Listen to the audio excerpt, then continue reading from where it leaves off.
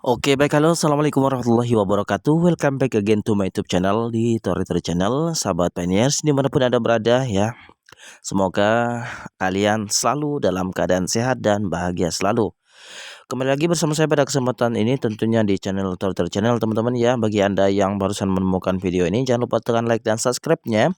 Tekan lonceng notifikasinya supaya tidak ketinggalan informasi terkait dengan yang ingin saya bahas dalam video kali ini, yaitu tentang Pi Network kembali, teman-teman ya. Nah, setelah peluncuran resmi Cordao, teman-teman, tentu penambang Pi Network mungkin sedikit rada berbeda suasananya ya. Dan mungkin kalian juga ataupun Anda yang berpikir Pi Network kenapa belum open mainnet gitu ya. Nah, dalam video kali ini kita akan coba bahas, teman-teman, terkait dengan informasi itu ya. Inilah 5 alasan mengapa jaringan Pi belum meluncurkan mainnet terbuka. Dan di sini sumbernya dari Newsway, dari beberapa sumber ya. Ini menurut saya juga kredibel ya. Oke, jadi pastikan kalian sudah simak video ini sampai full nanti supaya tidak gagal paham. Oke, teman-teman ya, di sini dikatakan banyak perintis sangat ingin mainnet datang, terutama yang telah lulus KYC mereka ya. Singkatan dari kenali pelanggan Anda, latihan penyaringan yang harus dilalui setiap perintis untuk melakukan skakmat dan mengontrol akun palsu. Jadi bukan hanya yang sudah KYC ya, bagi yang belum KYC juga menginginkan segera open mainnet. Namun ya, mungkin Anda juga berpikir, kok saya nggak dapat undangan-undangan KYC gitu ya. Itu urusan core team. Oke, nah jadi pastikan kalian sabar aja. Nanti pasti ada notifikasinya kok di beranda Pi Network kalian. Sama seperti saya dulu. Wah, ini kayaknya nggak dapat undangan KYC nih. Saya sudah join lama kok nggak dapat undangan KYC gitu kan. Nah, ternyata setelah saya coba-coba iseng cari tahu informasi, kemudian coba-coba testnet ya, kirim-kirim saldo ke anggota, ke teman, nggak nyampe lama dapat undangan KYC juga. Nah, disitulah saya mulai berpikir lagi. Setelah KYC lulus ya, walaupun cuma 7 menit gitu ya, saya dinyatakan verify. Tapi sampai detik ini pun saldo belum ditransfer ke available balance, teman-teman. Jadi ya sudahlah, sabar aja ya. Masih banyak, kita bukan berpikir Pi Network aja ya. Bagi yang punya pekerjaan ya tetap bekerja seperti biasa ya. Jangan terlalu dipikirkan. Nah, itu dia ya. Nanti juga waktunya open mainnet pasti open mainnet kok ya. Nah, di video kali ini kita akan coba bahas ya, teman-teman ya. Nah, jadi banyak ya bahwa proyek yang berumur lebih dari 3 tahun itu tidak bisa ditangani dengan tergesa-gesa, teman-teman. Jika tidak, itu akan berakhir seperti pendahulu ya. Seperti pendahulu apa itu ya? Seperti Bitcoin dan Ethereum ya, yang telah gagal dalam tujuan utama mereka akan kebutuhan akan aset digital atau cryptocurrency, yaitu untuk dapat melakukan semua hal yang digunakan mata uang fiat. Untuk itulah mengapa tim inti ya jaringan Pi terus menekankan pengembangan lebih banyak dApps ya, atau aplikasi terdesentralisasi. Melalui inisiatif hackathon akan memiliki cukup aplikasi untuk mencakup hampir semua hal yang dilakukan orang dengan mata uang fiat. Sehingga seseorang dapat menggunakan Pi gitu kan, koin utilitas untuk jaringan Pi untuk melakukan pembayaran apapun melalui aplikasi Pi sebagai lawan menggunakan mata uang fiat untuk membeli atau melakukan pembayaran untuk produk atau layanan yang diberikan. Suatu bentuk e-commerce tapi dengan mata uang kripto. Nah, ini keren ini, teman-teman ya. Nah, inilah di bawah ini adalah 5 alasan ya mengapa Pi Network belum meluncurkan mainnet ataupun mainnet. Nah, ini dia ya, kalian harus ketahui. Yang pertama, waduh ya, sebelum terhubung ke mainnet, jaringan Pi harus mengalami pengembangan lebih lanjut karena masih dalam masa pertumbuhan. Itu yang pertama, teman-teman. Kemudian yang kedua, tim jaringan Pi masih meningkatkan protokol keamanannya dan memastikan bahwa semua tindakan pencegahan yang diperlukan diambil untuk melindungi penggunanya. Jadi lebih private gitulah ya. Kemudian yang ketiga, sebelum ditayangkan di mainnet ya, tim juga berusaha memastikan bahwa semua fitur jaringan beroperasi sepenuhnya. Jadi inilah masa-masa di mana percobaan itu sedang berjalan ya. Dipastikan dulu gitu. Itu yang ketiga. Yang keempat, Sebelum peluncuran mainnet, tim juga memastikan bahwa jaringan dapat mendukung volume pengguna yang diantisipasi. Kemudian yang kelima, tim inti juga menyempurnakan solusi KYC-nya sehingga mayoritas perintis akan menjadi KYC ya sebelum mainnet naik. Jadi dari ini ya poin kelima ya, dari poin 1 sampai 5 ini menurut saya ini masuk akal teman-teman.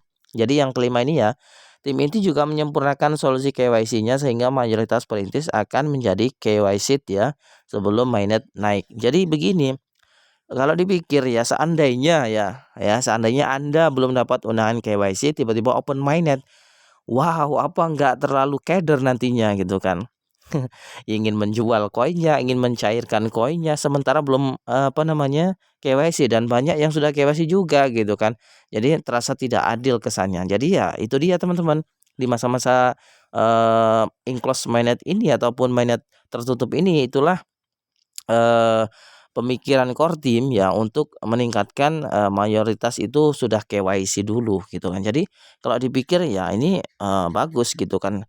Selesaikan dulu lah KYC-nya baru open mainnet kan gitu bahasanya ya. Supaya keadilan itu ada ya bagi perintis gitu ya. Nah, itu dia alasan mengapa sampai detik ini belum open mainnet itu teman-teman ya. Masih banyak yang harus dikembangkan ya oleh core team, termasuk uji testnet semua aplikasi yang sudah terdaftar nanti di hackathon ya. Untuk ini kan hackathonnya nanti kan berakhir tanggal 28 Februari ini teman-teman ya.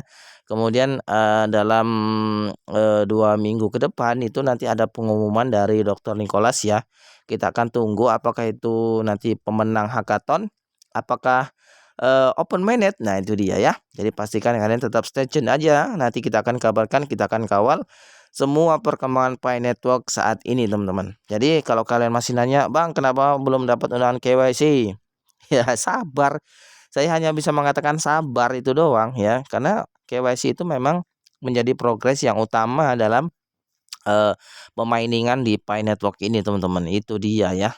Nah, kalian harus tahu itu apa itu jaringan Pi. Nah, jaringan Pi ini adalah proyek mata uang digital yang bertujuan agar penambangan mata uang kripto tetapi dapat diakses. Karena sentralisasi mata uang generasi pertama seperti Bitcoin ya telah menempatkan penambangannya di luar jangkauan banyak pengguna sehari-hari. Ya, memang sih kalau dipikir kalau ini bagi penambang Bitcoin loh ya bagi penambang Bitcoin ini kalau melihat dari sisi Pi Network penambangannya ini jauh sangat-sangat berbeda, bahkan bisa dikatakan 90 derajat atau 100 derajat deh, sangat berbeda dengan penambangan Bitcoin. Kalau Bitcoin menambang itu harus biayanya muahal. Muahal, sangat muahal ya. Kenapa? Harus pakai itu teman-teman, spek komputer yang tinggi. Kemudian ya itu dialah ya, harus membeli alat-alat pemainingan ya, rig mining gitu kan yang mahal gitu. Kalau Pi Network kan sangat jauh-jauh berbeda. Kita cukup pakai smartphone. Kalian tinggal klik aja link yang saya sediakan di deskripsi video ini. Kalian download aplikasinya pakai handphone tanpa kuota pun masih jalan teman-teman ya, tanpa menguras baterai gitu kan. Kalian bisa main game, main apapun aplikasi yang kalian inginkan, cuma klik 24 jam sekali udah dia jalan sendiri dalam miningnya. Ini sangat jauh berbeda. Jadi kalau ini video ini kalau didengar oleh penambang Bitcoin gitu ya, kayaknya nggak mungkin Pi Network itu jadi duit gitu kan. Karena harus menambang Bitcoin aja perlu alat spek yang sangat tinggi, mahal gitu kan. Sedangkan Pi Network atau Picoin ini sangat-sangat murah. Itulah tujuan dari Dr. Nicholas supaya Pi Network ini bisa dijangkau oleh kalangan masyarakat biasa ya, khususnya pengguna iPhone ataupun Android. Jadi kalau kalian masih mikir ya, ya gitulah ya kenyataannya. Dan inilah era digitalisasi, inilah kemajuan ya di bidang blockchain.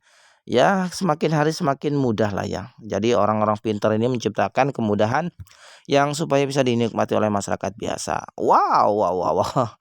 Jaringan Pi dikembangkan oleh tim lulusan Universitas Stanford memungkinkan pengguna untuk menambang koin cryptocurrency Pi menggunakan aplikasi desktop dan ponsel. Memvalidasi transaksi pada catatan terdistribusi ya. Nah, tidak seperti node pada jaringan seperti Bitcoin yang menggunakan protokol Proof of Work atau POW, node Pi menggunakan algoritma berdasarkan Stellar Consensus Protocol ya. Pinodes memvalidasi transaksi pada buku besar yang didistribusikan dan mencapai konsensus tentang urutan transaksi baru yang dicatat oleh buku besar. Ya, itu dia. Jadi sudah jelas ya teman-teman.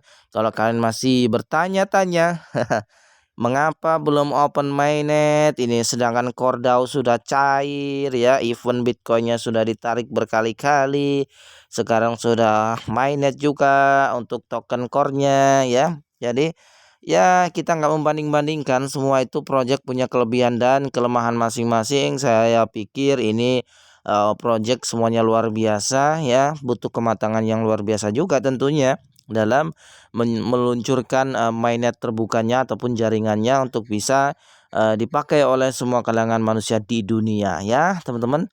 Oke, mungkin segitu dulu ya untuk updating kabar tentang Pi Network. Mungkin kalian bertanya-tanya kapan open mainnet ya. Kita tunggu aja selesai masa-masa hackathon sampai 28 Februari ini. Kita tunggu informasi selanjutnya. Apakah setelah masa hackathon ini kita akan mengetahui, bagi yang undangan KYC-nya belum ada, nanti tiba-tiba semuanya dapat undangan KYC, kan geger.